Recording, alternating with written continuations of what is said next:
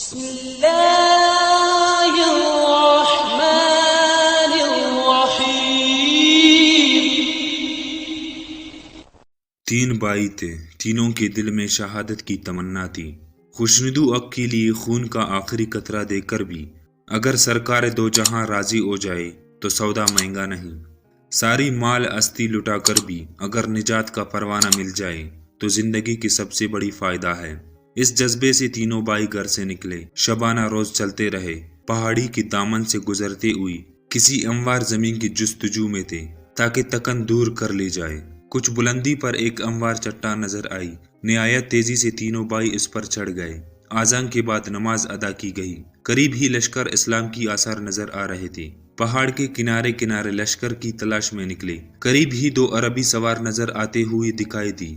قریب پہنچ کر انہوں نے کہا، آپ کون ہیں اور کہاں سے آ رہے ہیں؟ انہوں نے جواب دیا، ہم ملک شام سے آ رہے ہیں۔ خدا کی راہ قائل ہو کر جان دینے کی آرزو ہمیں یہاں تک لے آئی ہے۔ عربی سوار گھوڑے سے اتر پڑے اور اسلامی تہذیب کے مطابق سلام دعا کرنے کے بعد کہا کہ پہاڑ کے عقب میں اسلامی لشکر ہے، اس میں شامل ہو جاؤ۔ تین نئے مجاہد کی آمد پر سارے لشکر میں خوشی کی لہر دوڑ گئی۔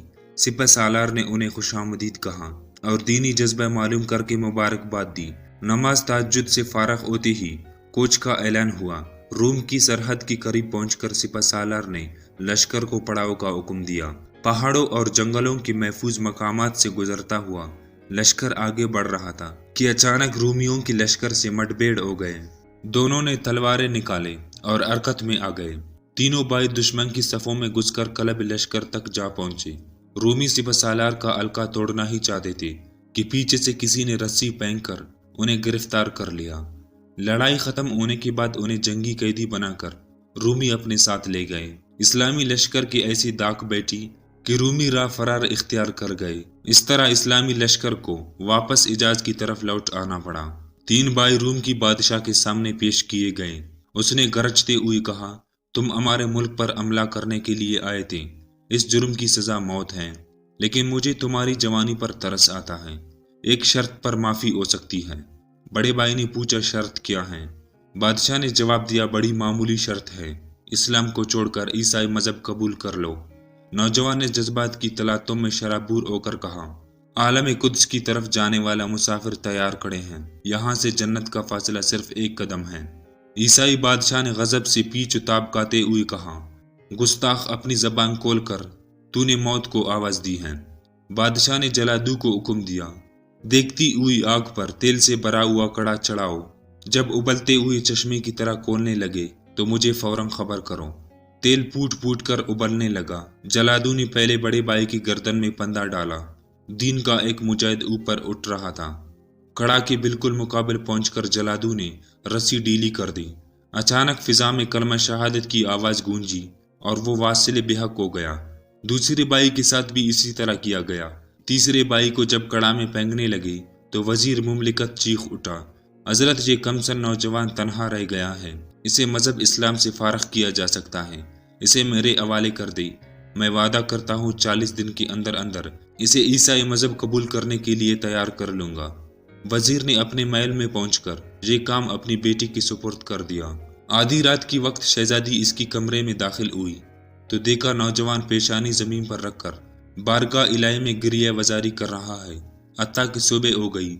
تیسرے دن سرشام ہی شہزادی نوجوان کی کمرے میں داخل ہوئی۔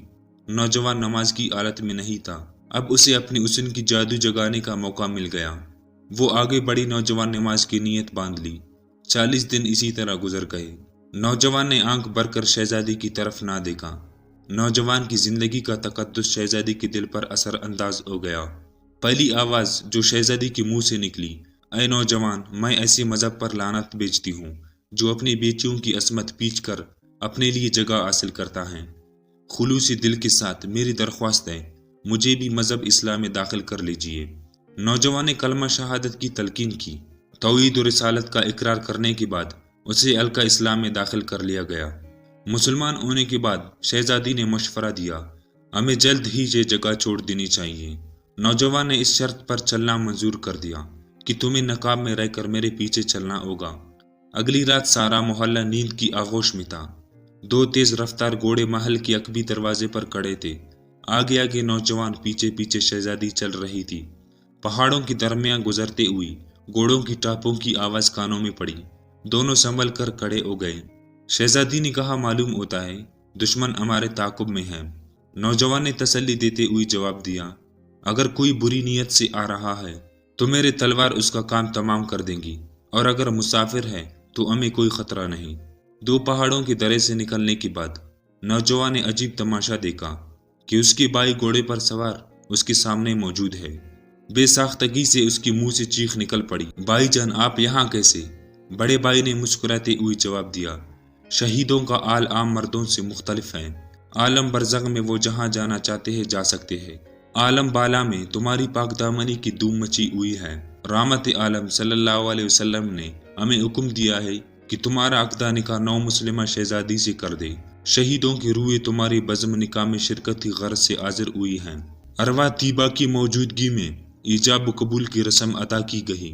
تمام روحوں نے نئے جوڑے کو مبارکباد دی، بھائیوں نے دلہن دولہے پر جنت کی پھول نچھاور کی، اور روحوں کا مجمع نگاہوں سے اوجھل ہو گیا۔